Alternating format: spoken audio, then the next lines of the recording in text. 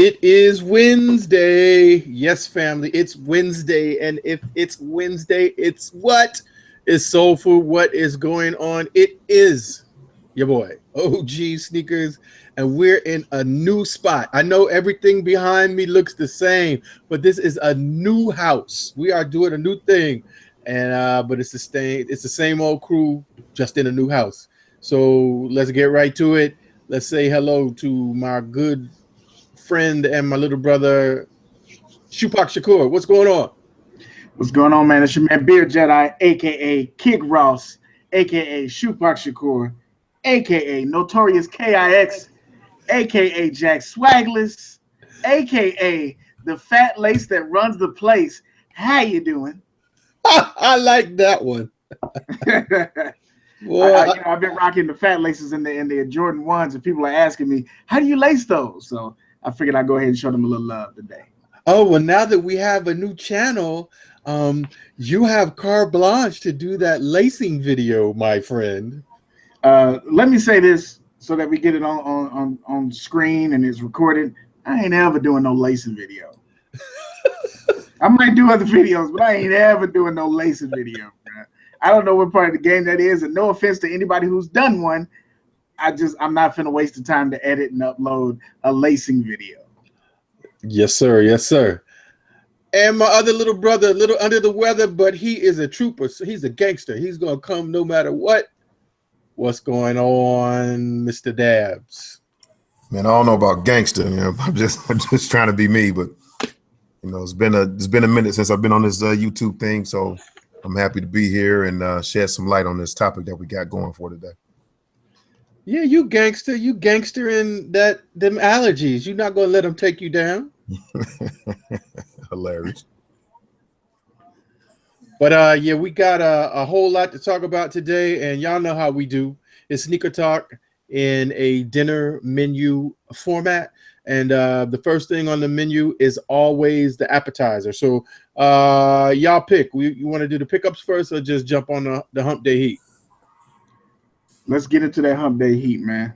I went ahead and went with, the usual suspects today. I decided to wear the Jordan black and red ones, bread ones, call it what you want. This is what I had on today. Props to the fat laces. Like I said, the fat lace that runs the place. This is what I had on today. So, nothing special. With the I don't fuck with you shirt, I was feeling very hip hop today. Where did you get that shirt from? It's a place called Rip Rad. Here's the weird thing about it. So I went to I don't even know how I found it, but all the shirts were like $10. So I got like 6 or 7 shirts. I went back to the same site the following day after I ordered. They're $17.95 now. No idea what happened. Maybe it's a first time thing. So if you go there, RIP, RAD, they ship pretty fast. It's nothing special, just a little cheap t-shirt, but they were $10. That's dope. I like that shot. As you said, I was like, okay, that's my boy. Just be Johnny go hard. I did forget one piece of business. Who's on team early today, Beard? Oh, my bad. Illa Ills, TJ Gladell, how you doing? 804 the Kang, V's Kicks, Michael Ogden's in the building. Of course, Jermaine Manning is here. OG Kicks is in the building. And I think that's all I see so far. Cadillac Jackson, of course, he's driving. Be careful, man. Keep your eyes on the road. And I want to say we appreciate y'all for coming through. We know it's a late notice. We got this out kind of late. We've been sitting on the email and the thing for a while, and we just decided why not go ahead and pull the trigger at the start of the month. So if you made it over here, thank you for subbing. Thank you for answering the bat signal. And for those that come in late, we understand. You know what I mean? It's a little bit of change. We know y'all get into the role hopefully by the end of the show, and if not, next week. Absolutely. So if any of your family, hits you up and like, where's the soul food? Where's the soul food? Just tell them, search up SoleFood SneakerTalk, and they'll know the deal. They'll find out, and they'll find a place. But what about you, Dabs? Any hump day heat today? Oh, yeah. Had to actually go into the office. Usually I don't. Usually I just work from home. But, it's always, when you go to the office, it's always a chance to show off a little something. So these, had to rock these today. A little Bordeaux action. You know what I'm saying? And these are really special to me. This didn't start it, but this was the first raffle that I actually won. And where I used to go to pick up my kicks, they would always play me. You know what I'm saying? I'd get in line, do the raffle, and then they never get the call, never get the call. I think this may have been one of the first Jordans that they started mass producing. So got the call for this one, and ever since then it's been guns blazing when picking up these kicks. No doubt. Nice Bordeaux action. I'm not really like a big 7 person, but the Bordeaux is one of the ones that I have. I think just Bordeaux's and Marvin the Martian. But my Hum Day Heat was my video that I dropped late in the midnight hour last night. It's a remastered classic. It is that new Flyknit Chuck Taylor Converse joint. Of course, with the nice lace swap from my good people over at Sneakerheads clothing line. It's like a reflective kind of gray and black, but I just thought that it went nice with the black joints here. So that was the deal today. And y'all know I hate a white bottom. On DS, those pretty fast, man. It was like in the pickups you'll see that I got more than one pair, so I was just like, why not rock them? I was anxious to see how the Lunarlon sole did, and I mean, for me, these type of kicks have always been beaters. So I mean, other than back in the day when I used to play ball in them. So I plan to wear these. They felt comfortable all day, so most definitely I'll be snatching these insoles out and sticking them in my ones too. Because when you said that in the video too, I was like, that's a good idea, because I got a couple of pair of those All Stars with the Lunarlon insole, and that's a great idea to take those out and put in those less comfortable ones that I do own. So thanks for the tip on that. I got a question to the chat. I seen that Buckeye City said, Buckeye City Soul, he's in there, said Chicago gonna be lit. What is the date of the Chicago Sneaker Con? Because I may make my way up there. It's not too far from where I'm at. So what's the date on that Chicago Sneaker Con? If anybody know that, throw that in the chat for us. I think it's June 3rd and 4th. It's a double like New York, so Saturday and Sunday. Oh wow, okay. That's not down. Yeah, I'll be up there then. Buckeye also said he looking for your bow tie. On the bow tie, that's on vacation right now. You know what I'm saying? Had to put that away for a little bit. He only comes out on special occasions. And I'll tell you, when Jumpman was up here that week, that was definitely a special, monumental occasion. So that was super dope. And Mike Ogden from the Unbox app said about my white bottoms comment, as long as the bottom is fat. Yeah, that's always good. A fat bottom is always good. with a PHA2. Hey, my wife, she's shaking her head like, nah, bro. Hey, y'all gonna get me in trouble, man. It's crazy. Right. But blame it on Mr. Ogden. All I do is reading what he wrote. Michael Ogden, you got to get a couple pallets ready, man. You get people kicked out the house, bro. I'm telling you. And before I forget about it, before we get to the pickups, I got to make a big shout out to TJ Glado. He sent me something special in the mail. Brother, I got it. I haven't opened it yet because I want to open it with a video. But I did get it, and I appreciate it, and I'm anxious to actually see what it is. So appreciate that. That's dope. So pickups. I think I probably had the most, so I'll go last. Anybody got anything? No. Yeah, I'm sorry. I know I don't have the most. So matter of fact, let me bow down to a greater power who has been gone for a couple of weeks. So I know he got hella pickups. Go for it, sir. You want me to go with it? Yes, sir. Go with it. All right. Well, some for my wife, some for me. Just kind of taking a break on the YouTube thing. We're going to get into the main course is going to kind of go into why, you know what I'm saying, I'm taking my little bit of a hiatus from doing these sneaker reviews or, talking this shit that I talk. But first one picked up $30 from Oneness. And y'all might let me have them, but I got these. I think these are Saucony's Shadow 6000s in that purple colorway, that Easter egg joint. They retail for $120. Got them for $30. Ooh, I Yeah. love purple. That's Little purple, that's purple, nice. $30, OG. Man. So that was a little treat for me, little Easter egg. They got them. They still have a lot of them in stock too. If you like it, they got a couple of different colorways too. I gotta stop buying what you buy. Then people gonna say we twinning, so I gotta stop. Got these. Y'all wear the same boys, size. Y'all might as well just trade shoes. Hey, hey, you know what I'm saying? As long as he don't try to jip me, man. You can't send me them ambassadors, man. You can't. I'm not trading in them D's for no ambassadors. I'm telling you that right now. Ooh. Gotta love family. But check it out though. You know what I'm saying? Them NMD joints just super smooth. Got these for my wife. I seen them at Foot Locker, and I was surprised they had them. I was like, man, the pink with the gray is super duper crazy. So I had to get these for retail. Of course, I had coupons I didn't even use. I'm gonna save them for that flip the switch pack this week. And what else? No, I got it, baby. I'm cool. I got that chocolate. Got that chocolate with that little bit of gold foil on the joints. They got the speckling on the midsole. $60 from Wish, and they retail for $120. So these bad boys right here, these are super duper crazy.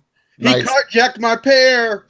Nah, man, come on. See, I told you, I was like, I'll send you this pair. I'll grab the 11. He was like, nah, don't do that. Okay. You good. You good. I gave him the chance. All right, another $30 hitter from Oneness.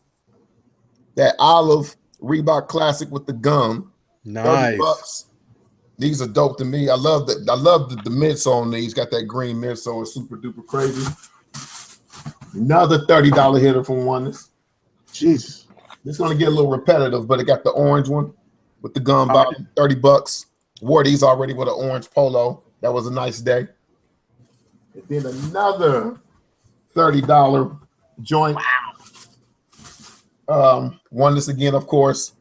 Got the burgundy joints, gum bottoms, and I'm telling you, that burgundy with that gum just sets it off. Now that's on point, man. Ill said you a stick-up kid, man, with all these stills, bro.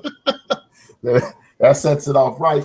And then this is the piece that Beard Jedi is gonna respect the most. He already know what it is. I think he know anyway. But I had to get the wife something special. You know what I'm saying? That all red boy right there. That's for the wife. The all red boy. You know that Tiana Taylor joint. The nice lickety split suede on there. You know, these are just real plush. She already tried these on. They look good on feet. $60. I had the steal this week. They had some straight steals on there. OG inspired me to get another pair too, but I'm gonna show you guys what that one looking like next week. He inspired me to get another pair he got in his collection. That's all I'm gonna say. You got the chat. The chat's on fire. They're like, he's still going. It's still going, man. Still going. Woo. That's it though. That's it right for now. Is that what happens when you take off a week? Hey man, these boxes, they don't stop coming, man. I got a bunch of empty boxes in storage right now, so I don't know what to do with them. Just say it must be time for you to sell your collection. Yeah, I gotta be like everybody else. You know what I'm saying? You gotta sell your collection now. You adding all those pieces. Low hanging fruit. Be like everybody else. I guess I'm gonna be the stopgap because I know OG went in too. I only got 3 pickups this week. It was a light week for me. Thank you, Nike. I went ahead and got. Now here's the funny thing. These are Nike Dunk Ultras. First of all, I didn't know this wasn't leather. This is like a winterized plastic. It's some weird shit. I don't know what that is, but I like the colorway. I think this would be dope with some jeans and shit like that. But I think I saw these on Oneness and they were still 120 or 160. Nike Outlet had them for $60, 20% off of that, and then I got the 30% off of that. So it's not heat. This is something I'm probably gonna beat up rainy day kick. I'm with that. Hey man, you got to get the red and black lumberjack with the hat to match. You know, I got to do it. Props to Biggie, the illest. Absolutely. Notorious KIX. Yes. I got another shirt. I'll show y'all that one next week. That's whew. You ever get a shirt that's so dope you gotta wait to wear it? Like the moment got to be perfect. I got 2 of those from Biggie from Rip Rad. They sick. You a shirt head though. You a big time shirt head. I have way too many t-shirts. This shit is like today. It took me 15-20 minutes to find a t-shirt to wear. I got these. Noticing the shirt in the background. That's dope. I could never wear that because I can't grow it. The beard just growing. So these I got the Griffies, the New York inspired Griffies, the wheat Griffies. These were on sale in the outlet again. These were $80, 20% off, 30% off, cashed in. I just noticed they got a little weird thing going on at the top, but it's a cool little kick. If you're looking at getting these Griffies, go up a size because this is a 14. I wear a 13 or a 12 and a half. It wouldn't fit if I went smaller. So I got these two. Haven't worn those, but they're gum bottom. That's ready for the cold weather. That suede is nice on them boys too, man. I've held them in the hand. Suede is nice on them boys. As my brother Dab say, the swizzles, the change of direction. Yes, sir. Yes, sir. In the sway, the buttery sway. And then these I came across. I forget the person's name on Instagram, but they did a video or they did a post, and they were talking about these perforated ones, the black perforated ones, and I was like, those are dope. I slept, had them in the outlet the same day, had my size. It was the last pair left, so I scooped these up too. These were retail, but I got the 20% off and then the 30% off. So I think when I was done, it was like 85. How the leather on them bad boys, man? Insane, bro. Well, they look it too. They look it. Look at this. Can I? Mm-hmm. Ain't no comeback. We just sleeping now. We sleeping. This shit is crazy. So now I have 3 pair of all black Jordan 1s, but this is still nicer than, to me, this is nicer than the Cybers. Now you know they got the triple black coming too. I saw that, and I gotta go ahead and hold my mule, man. I can't have that many black Jordan 1s. I really don't understand it, but what you mean, the Jordan 1 craze or the black? No, the triple black, but it has like the only color it has is the Nike check is red. I'm saying I'm not gonna get them, but that black sole, that's durable as shit. It's gonna look like a work shoe, so when it hits the outlet, I'm on it. That's like 4 black ones that's came out within the past couple of years, hasn't it? I think they came out one with the gum bottom, I want to say. Yep, that one was a mid, but yeah, it was still a 1. Yeah. Man, they killing the ones right now. They are. I know you're not coming back for them. Shout out to more of the family checking in. Don Turner got lost, but he finally found his way. What's up, Lily Hilly? We've been missing you, sis. Where you been? You're hiding out. I'm telling you. So is it my turn now? Your turn. Go ahead, man. Go ahead and close it out. All right. So thank you, brother. You know, I said it was so nice. I did it twice. So I got the electric blue in the Converse. And real talk, these joints are very, very comfortable. And I had like a flashback moment. I posted up on IG today when I looked down at my feet. I felt like I was 14 years old, man. Just looking down and seeing some nice fresh chucks on my feet. It really, really took me back. So these are the colors that they dropped are black, blue, teal, gray, white, and red. So a lot of colors out there. I'm sure there'll be more coming. I'm excited to see them. And if you didn't check the video, check it out. But one of the things I thought was really cool that this is the first time that Nike's used Flyknit on a shoe that's not a Nike shoe, which is I think that's a pretty big deal. OG, where'd you get the hat from? The hat. I got it from the Sneaker Mania. It was a local sneaker convention here in DC on Saturday that I went to, and it came from a they're called Sneaker Vets. You can find them online. I think it's just Sneaker Vets, and the Vets is with a Z, so VETZ. Sneakervets.com. Or you can find them on Instagram, same thing at Sneaker Vets. But they had it on the table, and I just thought it was dope. You know, I kind of getting into a little camo thing, and Sneaker Veteran. I just thought that was cool. I'd be interested in any comments from anybody in the chat or anybody that's a veteran. I don't want this to be insulting, you know, because I don't know what any of this stuff means. I was never in the military, but I don't, you know, I hope it's not like wrong.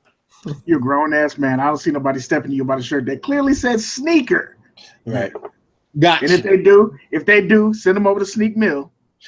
Got you. Ain't nobody smacking nobody today. We're gonna talk about that later. It's coming. Just a little bit later. We're gonna talk about it. Wow. Wow. So where was I? Pickups. Yes. So I got that. Now this next pickup, it is the Afro Punk Air Force One. Y'all saw the video. You know, I love this shoe. I'm not going to tell you where I got it from because they suck. If you want to know where I got it from, go watch the video. But really, really dope Air Force One. Beard pointed out to me the other day that I'm kind of on a little denim path here. I got the denim Sauconys. I got these denim. And another thing that I picked up while I was at Sneaker Mania, were these joints right here. The Reese Dunks, SBs. When this shoe first dropped, I missed on it. Like I had it marked in my sneakers app that I wanted to, get a reminder, and I probably did get the reminder, but I didn't get them. So I was glad to see that they had them there. I know Real World Kicks hit me up today and told me he got these joints for like $25. Yeah. And I didn't do that good, but I mean, I got them for retail, which I was just happy to get them. DS, of course. So that was it. And the last pickup will lead us into our first non-sneaker conversation in the appetizer, and it is the Saucony. I had to get these because Dabs got all the other damn Sauconys and I couldn't get no more. But it is the Saucony Hang Time High.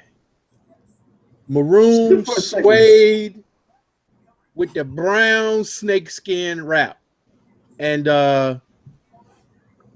was having a conversation with Beard and Cadillac Jackson about story that dropped about LeVar Ball getting running his mouth so much that Nike and Adidas and Under Armour said they're not interested in signing him to any type of deal or anything like that.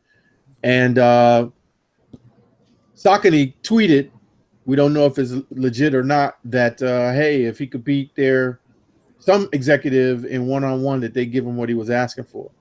So we were talking about this and looked around and actually saw the shoe. Was like, that looks kind of dope. And I found it on Kixify, Dabs. So I finally bought something off Kixify. I think these came out like in 2014. And I could tell that they had been sitting around a while because I had to kind of brush the suede a little bit. They look like clearly they hadn't been worn, but that they had just kind of been sitting in the box for a minute. But still, for $80. I've seen them on there. You know what I'm saying? I've been contemplating them a little bit. They got that little Air Jordan 1 kind of kind of look to them. Yes, absolutely. The quality looks amazing too. Absolutely. The thing that it was really neat, I did try them on. They feel real comfortable, soft, almost like if you had like some suede slippers, in the front, how sometimes they put a lining on the inside, so the suede is kind of hard. Well, this almost feels like I don't think there's much of a lining, if anything. So when you move your feet around in the front, it's very soft. So like, I don't know that I wear it that much in the summertime, but definitely, or on a cool day, or in the winter, definitely something to rock. So that's my pickups for the week. And let's jump into this LeVar Ball situation.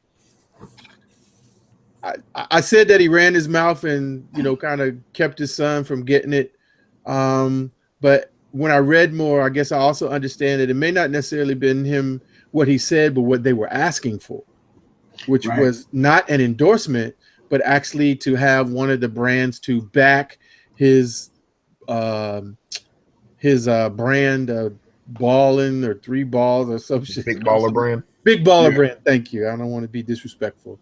And that's what they went to the table to ask for, and they were like, sorry, no. Y'all jump in here. What do you think about that? Illa Ills is stupid, man. He said them shoes for b-boying only. I'll go along with that. I just finished watching the second season of The Get Down on Netflix, so I'm all in my b-boy mode right about now. So I can go with that. AOG, Adore My 64 said that those used to be called spot built. So somebody else got the big brain like you. Hey, yeah, they know you're absolutely Hey. right. Spot built. I mean, that's props, man. We were talking about that. So we had this whole discussion because I haven't changed. I still think Pops is doing what Pops does. The fact that Saucony tweeted that out, that if you beat, I think it was a VP of finance or something like that, we'll give you the brain, we'll give you the deal you're looking for. We were talking about that, and OG went in and gave us a little backstory about Spot Built and Saucony, which I thought was dope. But also the idea of the Ball Boys doing this with Saucony is dope as hell to me. Like the idea that you're going to go ahead and start something, it's Saucony basketball, just like somebody already said, they're not rocking with Saucony basketball shoes. So if you start your own thing like that, you get in the spot with Saucony, you make something, and I went ahead and created the ad. Now I'm not gonna repeat it on here because I think OG, I got some money with that idea, right? Bro, you do. So do not put it out there unless you give the explicit copyright and the date and everything, and you all go into jail if you use this, because we know when it was created. But yeah, it was definitely a dope concept. It's a win, and I feel like a lot of people are saying, you know, he ruined it for his kid and stuff like that. He may have ruined this idea, but if Ball come out and he has a hot 10 games, because you know in the NBA that's all it takes. 10 games, they start discussing with the greats. I mean, look at Jeremy Lin. Jeremy Lin turned 10 games into millions. So if he come out and have a hot 10 games as a rookie, now they might make him wait till 12 games because of all the extra heat. Somebody's gonna slide him under the table deal. They might say your dad don't need to be around or something like that. It's not going to be 3B, but we'll give you a little Nike trainer ad, or we'll give you an Under Armour ad. I think it's going to pop. And, you know, I just want to see him do great. I want to see black people do great this week. Black people get killed. I want to see black people do great. Alden Sterling, ain't no justice for Alden Sterling. Jordan Edwards, rest in peace. I want to see black people do great. Sorry. Tell them how you really feel, Jedi. I've been holding that in, man. I'm sorry. Well, I'm going the other direction on this particular issue. He played his son. But in the interim, he's trying to rework the game, which I do like to see. When he's trying to build his brand, and then hey, instead of Nike getting all this money, hey, give me some of that money. So when that might open the door for future stars that's going to come out and say, you know what, forget about signing with Nike. Let me just do my own thing. I like that idea, but I think the idea should have came from his son, opposed from it's like, you know, the son might not want to blaze that trail.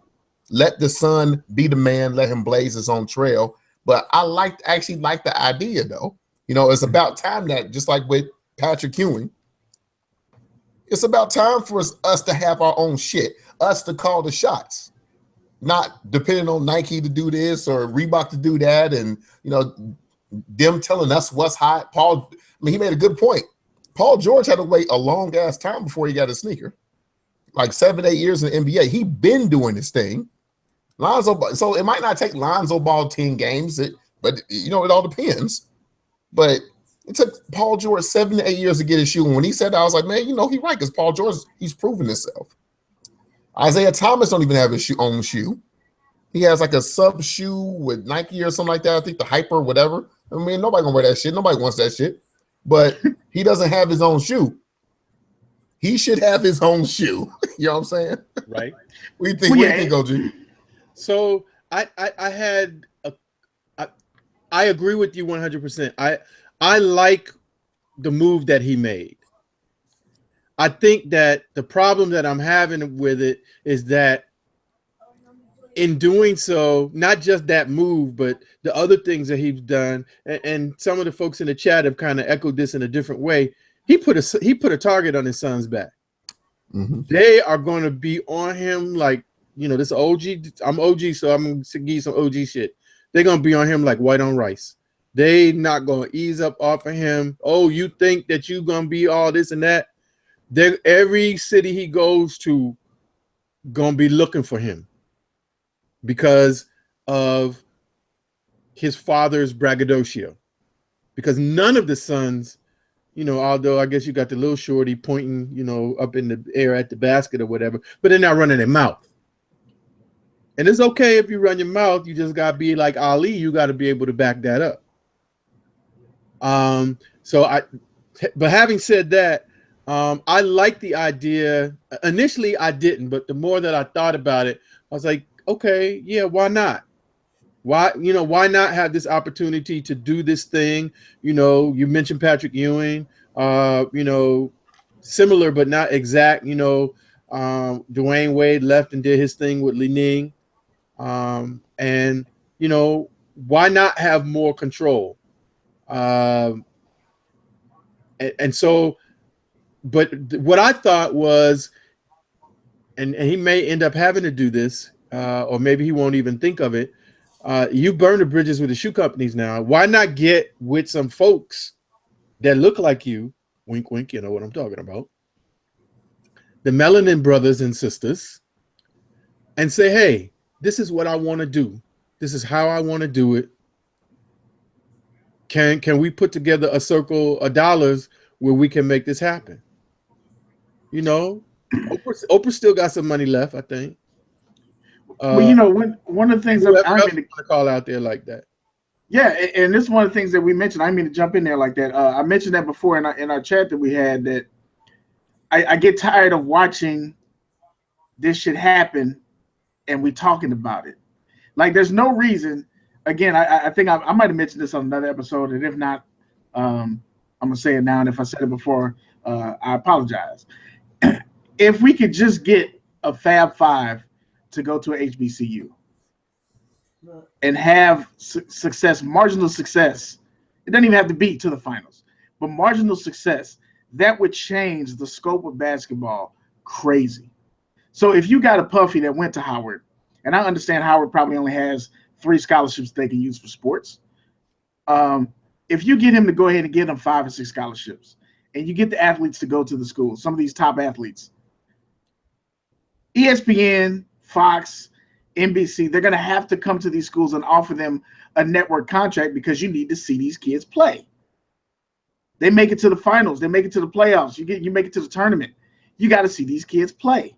The reason that a lot of these kids that are coming from the inner cities, they end up going to these UCLAs, and I don't know ball situation like that, so I'm not speaking to him directly, just using that as an example, is because of the other schools that were made for us, such and such.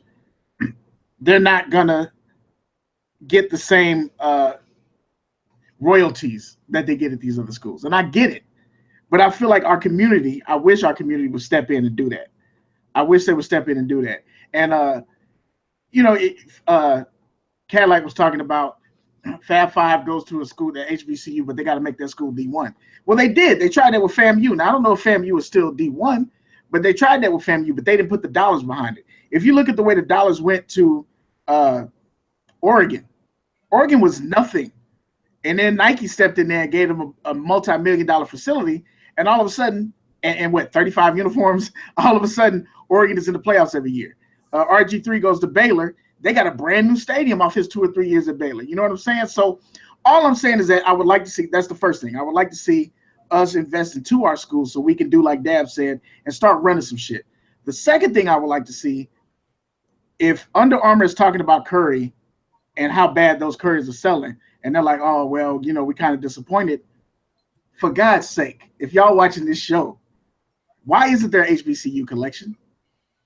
How hard is it to, Morehouse, Clark, Howard, like you could pick 5, Grambling, because I'm saying this, and I don't mean to be insensitive. Y'all are raping these HBCUs by putting the Southern Classic on TV once a year. Y'all don't talk about shit else about the HBCUs at all, but y'all want to talk about it during the election time and during the Classic.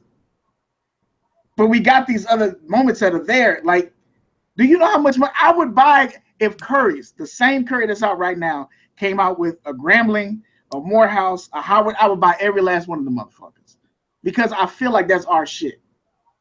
And I just wish they would do that. So the reason I went all the way there to come back to this is because just because Nike closed the door, Adidas, Reebok, they closed the door, whatever, that doesn't mean it's closed down for ball. There's still other ways to get in.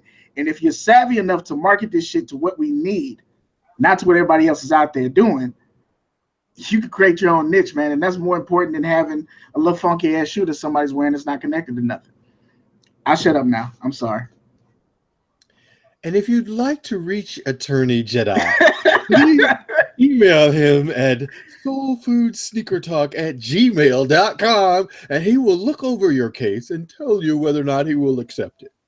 Brought to you by the Spike Lee movement. and I get that, Real World Kicks. I'm not saying that they're on that level yet, but the reason they're not on that level is because the money's not there. If you're telling me I can go to Kentucky and get a 4-year ride and I don't have to pay for shit, and I got these training facilities and all that, like if you've been to Howard, if you've been to some of these campuses, and that's no slam to Howard, they don't have the gym facilities like Kentucky does. So if I'm a top tier athlete, I'm not going to a gym that's got leaks and got fucked up floors when I can go to Kentucky. I'm not going to do it. But now if you put that money into the league, you're trying to tell me that all those kids that went to Oregon wanted to go to Oregon? None of them motherfuckers wanted to go to Oregon. But you had this brand new gateway to the next place they wanted to go. Exactly. You put the money in there, that's what happens. So that's all I'm saying. But I'm not going to let you clown my school, okay? You know, Morehouse is not D1, so however bad we got beat by Kentucky, that's not supposed to happen? Exactly. Come on now. Exactly. The shit's not the same. And I wish it was. But if all them dudes in Kentucky was wearing a Morehouse jersey, best believe it would have been a different output. You know, come on now. You get a Fab Five down there. Trust and believe, if you get a Fab Five to go to a school that's not D1, they're not going to be D1 for one season. Their freshman year. Their sophomore year, somehow they're going to miraculously be D1. The power is going to make that shit happen, and you'll see them in the tournament. Well, I know how the AUC can become D1, but it'll never happen. How's that? They just have to all become one school. They have to consolidate and become something university. Then they would be able to be D1. They have the money. They would have the amount of students. I mean, we operate that way anyway in terms of, you know, taking classes and stuff like that across campuses. But because of the historical, you know, I'm probably one of the few alum that actually are in favor of it, because, you know, you could keep the Morehouse School of whatever. Right. And, you know, Clark Atlanta. I mean, Clark Atlanta is already the combination of two schools that were going down and came together to salvage themselves. So, I mean, it's already been done out of necessity, but you know, that ain't got nothing to do with the sneakers. Yeah, we went way off topic, and that's my fault. I guess my whole point was that just because Adidas, Nike, and who else was it? Adidas, Nike, and Under Armour said no, there's still other ways to get this done. You don't have to pander to these big brands because it's the big brands. You can make that shit happen. And if you're trying to do something, you can do it. And my young Chicago homie, Illa Ills, there is a black-owned brand because Patrick Ewing owned his brand. So the ball wouldn't be the first. Man, I'll tell you what, man, it's almost like, you know, anything else, man. You got a formula, and you got the easy way of doing things. You got the hard way of doing things. You know what I'm saying? And unfortunately, this dude looks like he wants to take the easy road, in my opinion. It's all about money, and you want that money nice, quick, in a hurry. You know, you got to take the easy road. But if you want to work and work and work, that money might be delayed. But in the long run, when your royalty checks are coming in, and, you know, which road do you want to take? And I just got a feeling that this cat just want that paper now. So I don't know if this is the right family of boys and a father to put that type of responsibility on, per se. Hey, you're right. It might not be the right course, but I mean, it could be. I mean, it's not that it isn't. You know, if you get the right people in his ear, not to say that you got to be all pressed and straight up, but I mean, you know, sometimes you got to go around the horn, you know, to get to the destination that you're trying to get to. So if he is just about a check, then, you know, all that bluster is for nothing. Because, and I also want to say, I'm sorry, go ahead. Go ahead. I also want to say, I don't want it to be overstated that he has to prove himself on the court and then he'll get a shoe. Like, that's not how it works, because Tim Duncan was in the league for 20 years and is, in my opinion, one of the top 3 players to play the game, in my opinion. But he had no personality. He had no flair. He had no shoes. He had no shoes. He had no shoes. That's exactly my point. Top 3 is a stretch, Mr. Beard Jedi. I don't know, bro. Stretch. I don't know, bro. I don't know. Well, actually, Real World Kicks had an awesome suggestion. He said, reach out to Damon John from FUBU as a silent partner, or to let him to pull together a circle. That's a good look right there, I think. There's definitely ways to get it done, man. Definitely ways to get it done. Do y'all want to go into the other story? Or y'all want to get into the meal? We can touch it. Go ahead, go for it. The LeBron deal. So apparently, and I have to go back and find the article. I don't know if you got it up, OG, but LeBron was offered, was it $10 million? $10 million to not even sit down and talk to Nike. This ain't $10 million to come talk to us. This is $10 million not to talk to the competition. And of course, he turned it down. Is it LeBron? Did he quietly do what LeVar is doing, just the opposite way? I want $1 billion deal, or fuck your 10 million. Ain't it the same language? What do you mean? Like, he didn't say I wanted $1 billion deal initially. The boss did. The boss said I want my kids to have $1 billion deal. But that's what Reebok was offering him. No. So we're talking about two different things, and I'm trying to compare them. So when they asked Ball how much of a deal he wanted, he said, I want $1 billion deal. When Reebok went to LeBron and said, we'll give you $10 million not to talk to Nike, he said, fuck your $10 million. So how is that the same thing? How are you comparing it? I'm asking. I feel like if he's too good, because a lot of people are saying you can't come out and ask for $1 billion deal. And LeBron, this was before he talked to Nike. This is before he got in the league and they gave him 10 mil. He said, I don't want your 10 million.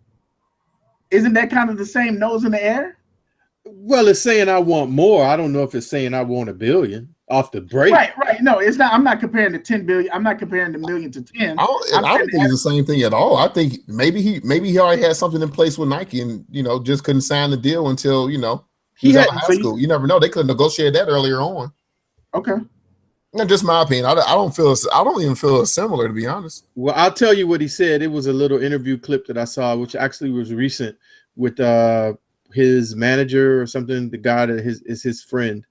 And they were talking about this, and that's maybe why the article came out. But he was saying that literally this was when he was still in school. He got on a plane in Akron and flew to wherever this meeting was with Reebok, and then flew back and had to, go back in time to go to homeroom for school. But that the guy actually wrote the check and slid it across to him. And he said he didn't necessarily know why he said no, but it was just something that he felt like that there may be other things, and he didn't want to say yes to that and cut off other possibilities, which probably is more of a hindsight answer than anything. But can you imagine high school and somebody, and I think he was saying they was at that time they were living, Can you say that story again for the chat? Because I think the chat is not understanding the timeline. This was prior to LeBron dunking or doing shit in the NBA, correct? This was when he was on the cover of ESPN magazine. He was still in high school, and he had a meeting with Reebok, and they literally wrote, the president or whoever had the official that was meeting with him wrote and gave him a $10 million check. And the only stipulation was not that that's what your deal was going to be. We're going to give you this $10 million if you promise not to talk to Nike. Hey. And then he got on the plane and went back to homeroom. So let me say this again, because I think maybe my point didn't come across, or maybe I just sound like an idiot, which is cool. It happens. I'm not saying that 10 million is the same as $1 billion. Yeah, what I'm saying people is in the chat feel like you don't know how to do math. So yeah, and what I'm saying is first Nike deal on there. They put his first Nike deal. 7 years, 90 million, Jedi. What I'm saying is that we're talking about betting on yourself. Yes, and I guess that's the theme that I'm talking about. Is Ball betting on his kids and LeBron betting on himself. They went about it different ways, but I feel like the courage and the way that they did it, maybe courage is the word for Ball, but the confidence that they used is similar to me. Well, I think, okay, this is my opinion. LeVar Ball is still in waiting. We don't know what the hell he's going to do. LeBron ticket was already written.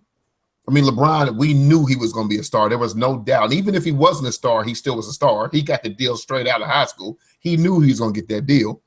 This Ball situation is different because if Ball was that dude, he would already have that deal. You kind of see what I'm saying? But I think his son could have had a deal, maybe not that deal though. Yeah, not a LeBron type deal, but he could have had a deal. But his dad, played him.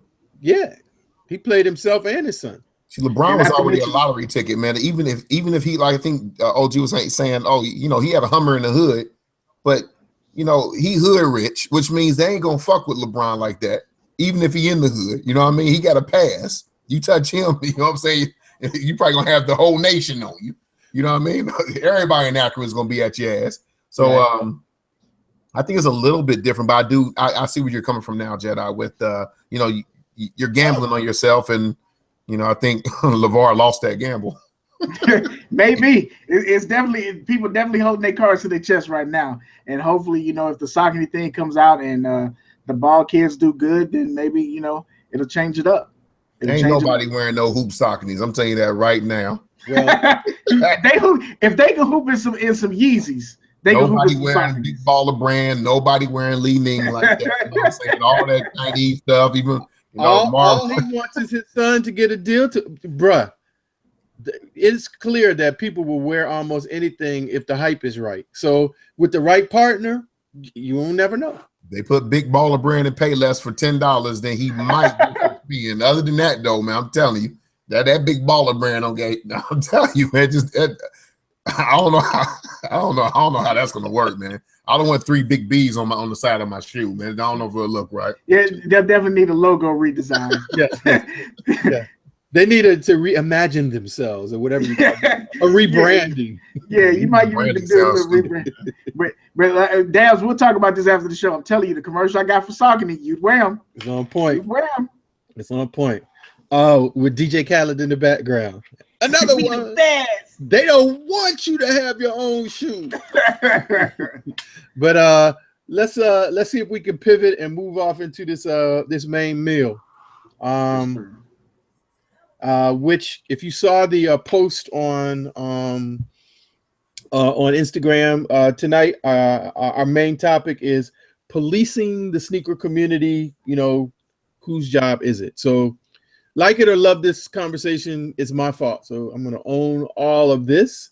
And it really came up because earlier last week, there was a broadcast. And let me stop right here and give this disclaimer. When we talk about anything or anybody, it is for conversation purposes only. Anybody's name is not in my mouth, only to make an example. But if you want to tell something, tell that. But make sure that when you tell that, when you carry whatever bone you're carrying, that you tell them that I said this is a conversation. If we can't talk, then, you know, it's a problem. But this is SoleFood SneakerTalk. We talk. We talk about what we want to talk about. So that's the disclaimer. But there was a show last week that was on that involved an interview with Scoop 208. And at a certain point, it just got out of hand. And I just found myself feeling really, really, the most polite word that I can say is disappointed. And it led me to, you know, like, how do certain things, not just that situation, but other situations within the community, you know, like, is this just the Wild Wild West? Are there any rules anymore? Were there ever any rules? And, you know, when is enough enough? Maybe. So that was kind of where my thought came from. Not so much to, you know, I'm not trying to poke at Tony D. Too Wild or Bull or Rob Dollar or DJ Dells, but just, you know, kind of how that whole thing fell apart. And the whole point that they were looking to do was to, you know, talk to Scoop. It just it fell off into some just craziness. It was beyond, you guys talk a lot about wrestling. It was beyond wrestling. It was just, it was like some crazy, I don't know, man. It was just ridiculous. And it was 3,500 people watching at one point. And I guarantee you that a good number of them were probably 12 to 19. Probably 12 to 15 or 16. Highly impressionable. And that's what you want to do? I just wasn't, So that's just kind of my opening introduction. What were your thoughts? Either one of y'all, just jump in. Well, for me, this is status quo. We talked about this earlier. This is the bullshit that people want to see. We watched it. Everybody in the chat probably watched it. You know what I mean? So this is what people want to see. This is entertainment. And for me, now with looking at this YouTube thing, because this was a big reason why I took my break, is because I now know, I've been knew it, but more and more with every video that I see coming down on the timeline for YouTube, there's always Scoop 208. Their opinion on Scoop 208. Oh, you get 2,000 views. Scoop 208. Oh, 4,000, 5,000 views. It's easy to do. Any one of us can, or anybody in the chat can make a Scoop 208 video and take that easy way out, the easy road. You know what I'm saying? And it's disheartening that there's so many people that want to use other people's name to blow up. You want to use other people's name to blow up? I just don't get it. It perplexes me how we can't, as Jay-Z say, tighten our belt before we ask for help. Nobody wants to tighten their belt. Everybody wants to just get off on somebody else's name. That's weak shit to me. That's weak shit to me. And when I watched it, I'm just as guilty. I watched the shit. But then again, it's like when you drive past a car accident, you're going to turn around and see if somebody got fucked up. And that's what it was equivalent to me. Policing the sneaker community, whose job is it? And you stated that it's a wild, wild west. And in the chat, I think it was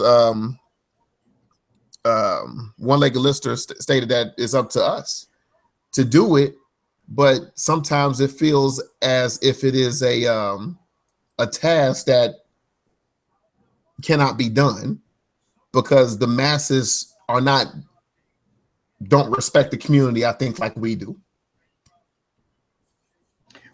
So I guess we got a few things that we got to set baselines for the conversation. So I guess the first thing is, what is a universal that we think needs policing in the sneaker game? Like if there are any universals, because a lot of times this culture and this community is going to have things that are very important to us and speak to us in different ways that aren't as important to other people. So if there are any universals, what are the universals that need to be policed? Because that show came from the idea that you needed to police somebody selling fakes. You needed to police that idea of taking money and taking advantage of people. And I think that most of us would agree that selling somebody fakes when they think they're buying authentics is definitely something that needs to be policed. It needs to be shut the fuck down, right? Absolutely. So deception, and we kind of touched on this before, like this is episode 19. I think we talked about this like on episode 14 about the fake hype that we get from the big brands. So there's deception across the board. We got deception from the big brands and apparently, with the discussion we've seen the past 3 or 4 weeks, certain stores getting fakes or getting close to whatever word y'all want to use for that. We've seen other stores that you come to trust that are getting side deals. And then we have it within the community from people that we meet because of the internet and social media that are also abusing the trust that we have in them. So across the board, deception from top to bottom is a problem in the game. I think that we can all agree on that, right? Absolutely. I as you pointed out, I think that goes not just you can add that to so many things. It's not just deceptions with the obvious things like as you mentioned, with fakes, but just like getting a whole, rollout about some big shoe or some big release, and everybody's hyped and saving money and ready to deal with it. And then, yeah, this is friends and family, and it's, only going to go to 50 people and you'll never have a chance to buy it. Go ahead, Beer. And Nike restocked like 4 different shoes today that were sold out. They've been sold out. The production date, when you look at the production date of shoes, is 6 months before you get them usually, sometimes a year. They were sold out, and we got restocks on all kinds of shit today. And that's the kind of stuff I'm talking about. If you made 2,000 shoes, don't release them 100 pair at a time. You're creating a frenzy that doesn't have to be there. And in certain situations, you're fucking up the game for us, in my opinion. You're fucking up the game for us. But go ahead. I'm sorry. No. You're fine. I felt like when I mentioned this, it was like, well, I do not want this conversation to be about what made me think of it, that event and that particular show, because it's not about that. To me, it's larger than that. And I actually exchanged some conversations today, some messages, with somebody on Instagram, and I don't see him in the chat, so I'm not going to say who it was, and it doesn't really matter. But they were like, there are no rules anymore, and that's why people are walking away. And that really say that again, man. Say that one more time, man. There are no rules anymore. And my response was, there are always rules. Are we choosing to follow them or ignore them? Are we choosing to uphold them or just let it be whatever it's going to be? But there's always rules. So the rules ain't gone no place. It's whether or not we follow them. That was my opinion. But it still maybe leaves us in the same place. But I mean, do you feel like we're just a lawless society and there's no hope and it's just gonna? Because I mean, I feel like in some stuff I see, it looks like the wheels are falling off the cart, and with no opportunity for repair.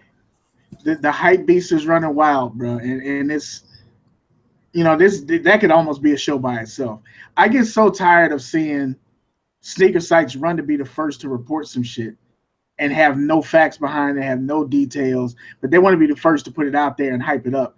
I mean, we get the December release information in January, and they'll hype that shit up. Maybe it might just be one post a month, but they'll hype it up every damn month.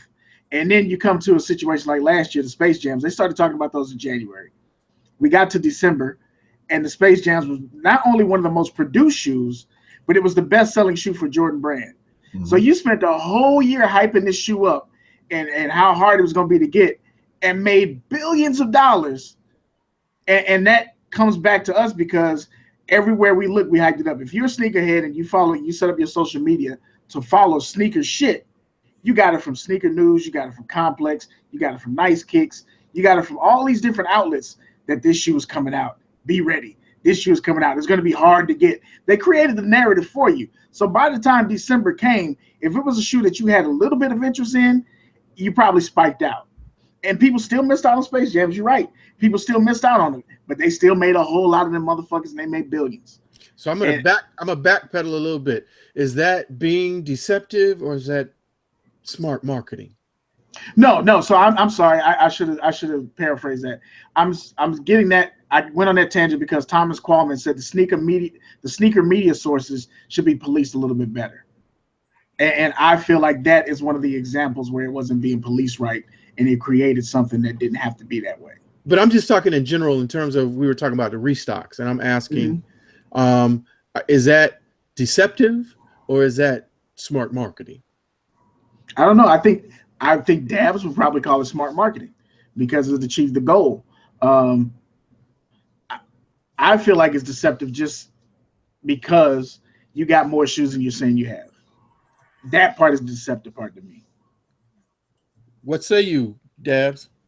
I think it's a little of both, but for me, when he's talking about the Space Jams and building up the hype, well, every company is going to build up the hype to try to get whatever they need to get out. So from that aspect, yeah, it's they're building their brand up. They're building up the hype is actually a good thing from a company perspective. But where the deception lies is, you know, when you were talking like today, they just came out with the what did they come out with? OG, you just sent it to us. The blue and the blue the dump from above four that you could have got from the outlet last year for $120. You know, why in the world? Yeah, why are they bringing it back out for 190? You know, I don't understand that part of it, but you know, it's both. I mean, go ahead. I'm sorry. To me, with policing the sneaker community, how can we get it to where Nike or the bigger companies? How can we make it to make? How can we have it to where we can make them police themselves? And what? So for you, Dabs, in what way do you think Nike needs to be policed? Oh man, better practices, better quality, and then being truthful in whatever numbers they're saying that they're putting out. You know, to put out. You know, I think that's part of it. You know. I'm really trying to think of ways that we can say, hey, you know, what are we going to do to where, you know, Nike is going to hear us so they can change what they're doing. Yeah, I feel like maybe the brands have created, and brands, I'm speaking of the brands themselves and social media and the tastemakers of the sneaker community have ignited the hype beast so much that we don't stop for the certain shit that we're looking for. So an example, the Dunk from Above 4s, in my opinion, was one of the best quality 4s that they've ever made. The leather was crazy, but that shoe sat and sat, just like you said, it went to the outlet, it sat and sat, but we will cry about quality all the time, myself included. We'll cry about, I've got a pair of Jordan 6s that I got that were B grades like a motherfucker, and I kept them because I wanted the 6. I should have returned that shoe. But that happens. You get the hype beast and you're like, yo, I got to get it. Then they go ahead and release the quality, just like I said about the perforated ones. This leather's crazy. This leather's crazy, but they're at the outlet. The white one's at the outlet. So it's not, we're not speaking the same consistent language, and I don't know how to fix that or if there is a way to fix it. You know what I mean? Don Turner says stop running to the stores when releases drop. That's the real simple answer. You know, that's a great answer. I mean, and I know OG, he kind of got perturbed when I said this term. We sick. I think we're sick individuals because we sit here with the disrespect. We sit here and know that Nike is not policing anything. Because I think, to be honest with you, Nike could easily shut down, because I think a lot of the policing within the sneaker community, it kind of revolves around the fake sneaker shit. Some of it revolves around that. So you're telling me Nike can't put some resources aside to shut that shit down? They want it to happen because that helps build the hype. So that's another way that they're not policing what they're doing, you know, what should be happening. You shut that down, you know, and we got something different. That's where a lot of deception comes in when we're talking about, you know, fake sneakers. Nike could do something about that, in my opinion. What do you think, OG? I just want to Adore My 64 said the love of sneakers has become the hustle of sneakers. The love is gone.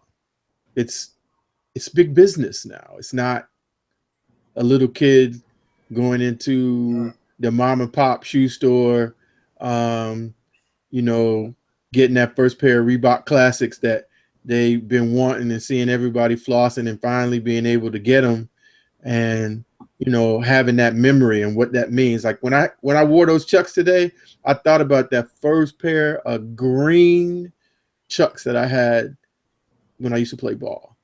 That's gone. That, you know, it's now it's about either stunting or it's about money, you know. I think that the businesses, yes, could help absolutely to police, but they only do it when they're backed into the corner. Like when they were having, when sneakers landed on the cover of Time magazine because people were getting shot at releases and killed, was when they stopped doing first come first serve and midnight drops on the weekend, or, you know, during the week. and moved things to Saturday so it wouldn't be Changed when their kids release were at strategy. school, and went to tickets. So it's clear that they can exercise things that will help correct behavior that has gotten out of hand. I don't know necessarily that you can control the hype, because I think the hype is part of marketing. And if you're in business of selling shit, hype is your best friend. Or maybe a more palatable way of saying hype is excitement. You want people to be excited. That's why you see all these commercials and all these things about the Olympics, when it comes around, because they want people to be excited about what's happening, and all these stories of all these great overcoming and different things for these athletes. Why? Because Procter & Gamble is going to spend $1 million to sell soap, and NBC wants to get that money. So I don't necessarily know that hype is something that can be policed, but we don't have to add so much into it. It's hyped enough. If we just said, hey, this is what it is, this is the shoe, it would still be enough hype to go around. I don't know if that's responsive to your question or not, Dabs. Let me say something, guys. Before I collected sneakers, I collected, basketball cards. Well, let me take it back even more. When I was a kid, I always went to United Dairy Farmers. I don't know if you guys know about that store or whatever. It's a store in our side of town, Cincinnati area. And I would go in and buy me a pack of baseball cards. Look at the stats. Wasn't about how much it's worth. In the 80s, baseball cards weren't worth nothing anyway. They mass produced them, whatever, but it wasn't about the value. It was more about, let me check the stats, give me this stale piece of gum and be on my way.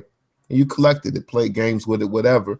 You know what I'm saying? Use them as spokes. But there was that type of value. And now with this business type of thing that we're kind of doing with everything, whether it's cars, whether it's sneakers, I started collecting cards on the back end. Okay, I'm on eBay. How much is it worth? You know what I'm saying? How much can I get it for? And then how much can I flip it? And that's what it became. It wasn't the love or the stats. It wasn't nothing. It was just material things. And so parable that with buying sneakers back in the 90s, 11s come out. It wasn't about value. I didn't care about how much they cost. I didn't care about how much they were worth. We balled in them, and now it's to the point that I'm damn near scared to wear my shoes or get them dirty. It's foolish for me to say, damn, I got to wear my shoes. They come home, it's stupid, because we're trying to keep them up to make sure that there's still value in it. You know what I'm saying? Because if not, we would just wear them, fuck them up, and move on to the next one. So that's where it becomes, we're losing the love for the actual sneakers, and it's more of a business, and we're doing it too. So why are we following suit with that? I was just gonna ask that, because I've never been one, and this is not a shot at anybody, but it just happened. So I'm asking for the people in the chat and the people on the show. So when the Yeezys come out, I understand the up. Like that's money. And if somebody gives you some Yeezys, it's gonna be hard to not take that. But and I've said this before, and nobody will probably believe me, but I don't think I would spend, and I've never entered a raffle for the Yeezys. I don't think I would buy that shoe, because let's say nobody wants it. Let's say I buy it and all of a sudden the market flips. Yeezy decides, oh, that's not even the shoe I'm releasing. He released a hotter shoe the following day. And I've got this shoe and I can't return it. I don't want that fucking shoe in my collection. So what is it that makes you feel like, is it a means to an end, because you know that you can get the Yeezy and use that money to get other shoes that are marked up now or that you couldn't get before? Or as a sneakerhead that loves the culture, who also feels conflicted about it, what makes you okay to purchase this shoe? That particular shoe that you don't like, that you have no interest in? Because a lot of people bought it and said it's trash. I hate this shoe, but I'm about to sell it. I mean, it for me it's got to be the value. I mean, it's what the monetary portion of it, and yeah, I don't want the business. I don't think that the business part of this equation should be like the devil, because No. almost anything that people collect, it came from love. If you are a car collector or just anything, we talked about, baseball cards or whatever, it was something that you did, at a different time in your life, and you did it just because you loved it, not because it was going to make you rich. But now it's grown to where, I've said this before. One of the reasons, I have a collection is because the queen said, oh, we can get rid of them and we can still get some value back in them. She understood that part. So she didn't give a rat's ass about what the shoes really mean to me on a feeling level. For her, it was just, okay, I see you. I understand what you're saying. I can co-sign on that. But just to get back to your question, I don't think that there is any way to kind of separate the two, because how can we say that we can't have business about sneakers in the culture when the whole freaking thing started from business anyway? Nike didn't love Michael Jordan. He wasn't related to anybody from Oregon. He wasn't a runner. He was somebody that they felt could be an ambassador to grow their business, to make them more money. But therein lies the point of the question, because I'm talking to sneakerheads about this part of the quote unquote business. And how do you separate your love for the community and your love for the game from the business side of it? Is that something that needs to be policed or no? Say that again? So the idea that people are copying shoes that they never planned to buy just so they can make more money to get shoes that somebody else overpriced anyway. How do you separate that from being a sneakerhead? I don't know that you can. I mean, we don't make I guess the community does make the numbers in terms of is what somebody is willing to pay for something. And there's a number of different dynamics that play into whether or not who does it. If Yeezys wasn't Kanye, we'd be having a whole different discussion. I think everybody on mass would agree with that. Right. Okay. So let's see. The Black Cement 3s is your Grail shoe. Yes. What is your ceiling for the Black Cement 3s? What's the most that you pay?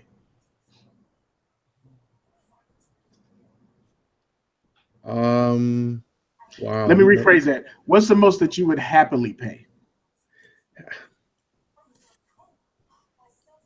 Maybe 4 or 5.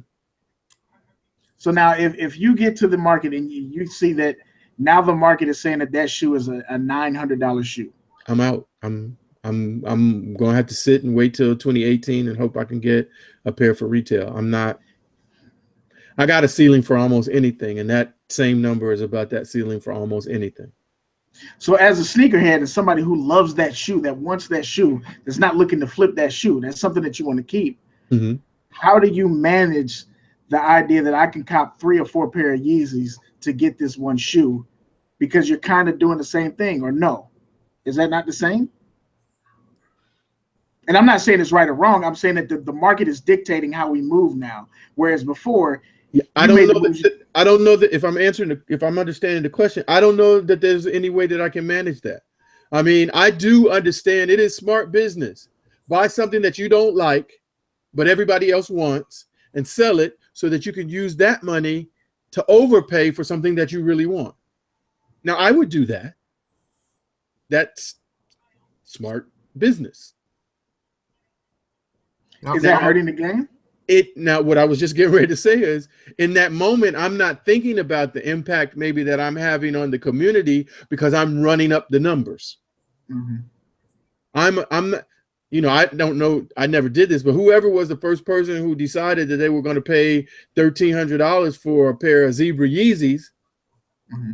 They probably just had $1,300 and it ain't matter to them, and they really wanted the shoe, and that's what the number was. Okay, here's the $1,300 to keep it moving. They weren't thinking when they did that what impact it would have on the community as a whole. I saw you with your hands up, Debs. Just a quick question. And this is just kind of apart from it. What age did you guys? What age was it? What was the last time you guys remember just buying a shoe that had value to it, and y'all just wore the fuck out of it? Y'all just wore it because that shoe was that damn fly, and you just tore that mug up because you couldn't take it off your feet.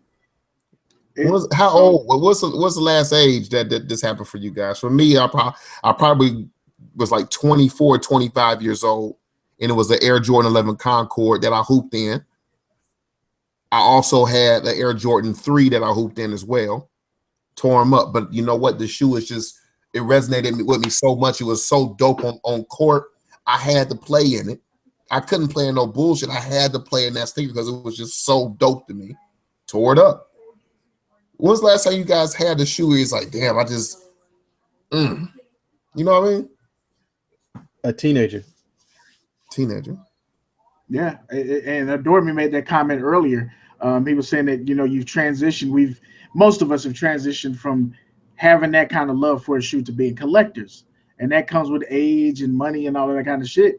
It just changes how you look at the shoe. So for me, yeah, teenager, probably the second time I bought those Jordan 11s. I remember wearing the shit out of them, and the front part of the toe where the sole comes up came off, and I glued that bitch together with Elmer's glue. It wasn't even, I didn't know what the fuck to use. I used Elmer's glue the first time, and it came back off. I used some super glue. I beat them shits up. But now, you know, like I told y'all before, I become kind of a one head. And when the Royals came out, I didn't need 2 pair, but I got 2 pair. I don't know when I still haven't worn my Royals. That shoe has been sitting there. I put them on the day and took them off. I like that shoe that much, but I got 2 pair. There's no reason for me to be that way, but I feel that way about that shoe. I don't know when I'll ever touch the second shoe. I didn't buy it to resale. I bought it to maybe trade. I didn't buy it to resale because there's another shoe I wanted. But the idea that you're talking about, Dabs, I don't even know that feeling anymore because I've got so many shoes because I want to be able to rotate them. I don't know that I ever want to beat one of them up. I like the idea, but I don't know that I would ever let that happen because I feel like I spent so much money. It's so special to me. I don't want to beat it up. Spent so much money. Absolutely. Because we talked about that before. We were talking about when you de-ice a shoe, and we're like, if it's a $30 shoe, it might go straight to feet. That day, I got it in. It's $30 is going straight to feet. One of them Reeboks I already wore too. I can do that on the next day. It's sickening because I look at my son and literally he probably has 40, 50 pairs of shoes. And the one that he wore, because we buy him big, size 10 and a half shoes in this collection.